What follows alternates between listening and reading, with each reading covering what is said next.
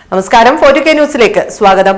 വളരെ പ്രധാനപ്പെട്ട ഒരു വാർത്തയാണ് ഇപ്പോൾ കണ്ണൂരിൽ നിന്നും പുറത്തുവരുന്നത്. കണ്ണൂർ ചക്കരക്കല്ലിൽ ബാവോഡിൽ സ്ഫോടനം. 2 ഐസ്ക്രീം ബോംബുകളാണ് പൊട്ടിയത്. റോഡരികിലാണ് സ്ഫോടനം നടന്നത് എന്നാണ് വിവരം. ഇന്നലെ രാത്രി 1:30യോടെയാണ് സംഭവം ഉണ്ടായത്.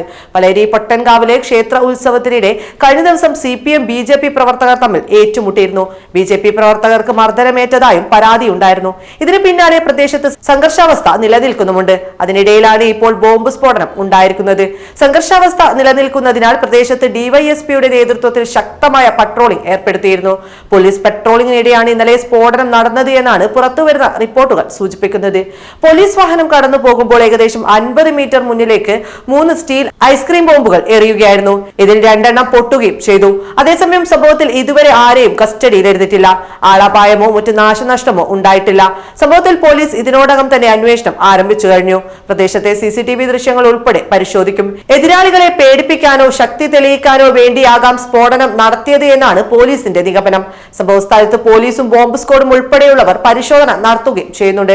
ആക്രമികളെ എത്രയും പെട്ടെന്ന് പിടികൂടാനാകുമെന്ന് തന്നെയാണ് പോലീസ് പറയുന്നത്. നമുക്കറിയാം, രാഷ്ട്രീയ സംഘർഷങ്ങൾക്ക് പേരുകേട്ട ജില്ലയാണ് കണ്ണൂർ. കണ്ണൂരിന്റെ ചരിത്രം എടുത്ത് പരിശോധിച്ചാൽ സമാനമായ രീതിയിൽ നിരവധി സംഭവങ്ങൾ കണ്ണൂരിൽ നടന്നിട്ടുണ്ട്. രാഷ്ട്രീയ പകയുടെ പേരിൽ നിരവധി ആളുകൾക്ക് ജീവൻ നഷ്ടമാവുകയും ചെയ്തിട്ടുണ്ട്. നേരത്തെ കൂത്തുപറമ്പ്, പാനൂര് തുടങ്ങിയ സ്ഥലങ്ങളിലും സമാനമായ രീതിയിൽ ബോംബ് സ്ഫോടനം ഉണ്ടായിട്ടുണ്ട്. മാത്രമല്ല, തെരഞ്ഞെടുപ്പ് സമയത്ത് ബോംബ് നിർമ്മിക്കുന്നതിനിടെ പൊട്ടിത്തെറിച്ച് പാനൂരിൽ CPM പ്രവർത്തകൻ ഗുരുതരമായി പരിക്കേറ്റ് കൊല്ലപ്പെടുകയും ഒരാളുടെ കൈപ്പത്തി അറ്റുപോവുകയും ചെയ്തിരുന്നു.